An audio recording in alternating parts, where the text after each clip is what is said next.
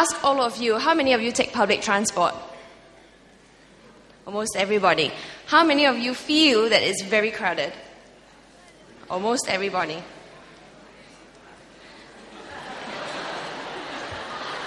Is this the future?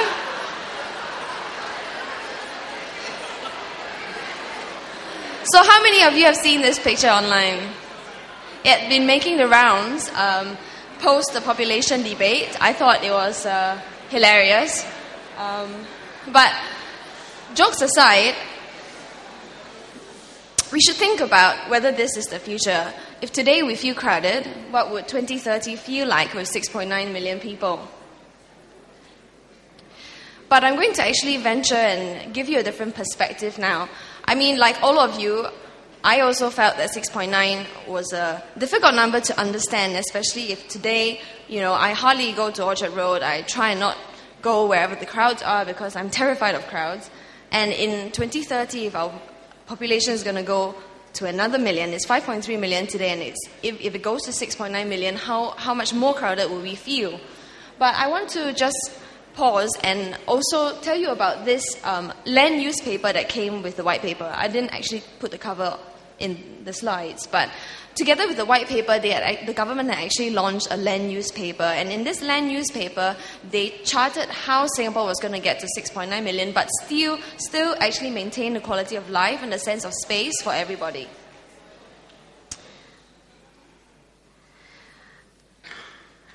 And I'd like to bring your attention to the 6.5 million figure, which Ms. Ryder had mentioned earlier in her presentation. In the last URA master plan, they had actually already said that they were planning for a population. They weren't planning, but they were preparing Singapore for a possible population of 6.5. So actually at 6.5, 6.9 isn't too different. But we have to understand why people were surprised when the 6.9 million was being published. And I think, there was a lot of discussion that in the last few years, the government has, taken its foot off the pedal, and it's actually not built enough, whether it's HDB flats, whether it's MRTs and buses. And this land use paper actually put in place a plan for Singapore to overbuild instead of underbuild, and that has been something that is really important. The congestion that we see today is a result of underbuilding in the last few years. So we need to actually make a plan, because if we don't plan, you get what we see today, you get what the overcrowding that you feel today is all due to a lack of planning. So what are some of the solutions? There are some towns like Tengah and Bidadari that will be developed in the next few years by MND, the Ministry of National Development.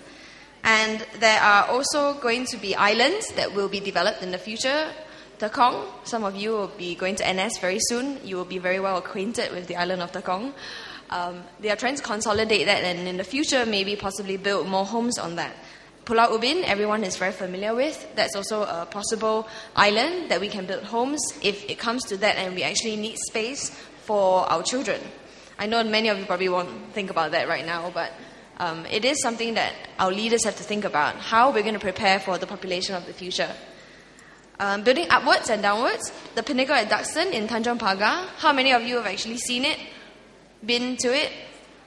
It's quite an iconic project in Tanjong Pagar, and it's very outstanding, and it's actually 70 stories tall. I think 50 or 70, something like that.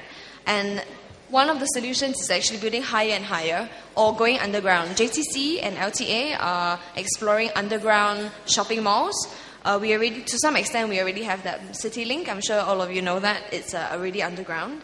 So technology innovations are going to enable us to prepare for a bigger population, and it's important. I'm not saying that we will get to 6.9, but if we have to prepare, what are the things that we have to do? Because infrastructure cannot be built overnight. It has to be taken over a large number of years. So I did this story on the Rocky Road to Future Growth. It's basically summarizing the population debate, asking questions about where is Singapore headed and how we can find consensus to move forward. What ideal population size all of us want to, and all of you are going to be the next generation of voters. So these issues are very important to you. You have to decide how comfortable you want to be in Singapore, and what kind of policies you want in place, whether you want slower growth, you want less foreigners. All these are questions that you need to think about. The guy over there on the left, Mr. Liu Taiker, he's a veteran architect, very well known. He was the former HDB CEO and former URA chief planner.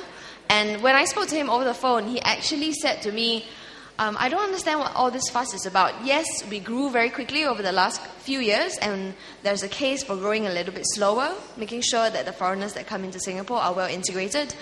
But he actually said to me, in the year 2100, where is Singapore going to be? Surely it's not going to stay still, and if it needs to thrive, we might be looking at 8 million, 10 million. So are we being really short-sighted in saying that, no, not 6.9, not 2030, we can't even think of 2030. How can we think of 2100? I'm not going to be here, you guys might be, your children definitely will be. So what kind of an island would they be living on? Somewhere where it's very cleverly planned, somewhere where the sense of space and the quality of life is maintained. So it all comes down to this. I did this story, Space for More, and I interviewed 5 different people: an author, an economist, a nominated member of parliament, a former Nature Society president, and an architect. And I asked them about their sense of space and their quality of life over the years. How did they feel that Singapore has evolved? That in Singapore in 1965, there was 1.9 million people. Today, there's 5.3 million people. And in that space of time, almost 5 decades, all 5 people that I interviewed actually said life has improved for them. So, my point is, life can improve even if there's more people, but what's important is actually planning for it, making sure that the landscape in Singapore is being developed optimally, that we're going to have an iconic skyline, we're going to have a sense of heritage. What needs to be preserved is preserved, what needs to be developed is developed. But all that needs debate, and all of you need to be involved in this conversation about what you want Singapore to look like in the future. And all that comes down to planning. So with that, I end my presentation. I hope you ask us some interesting questions. Thank you very much.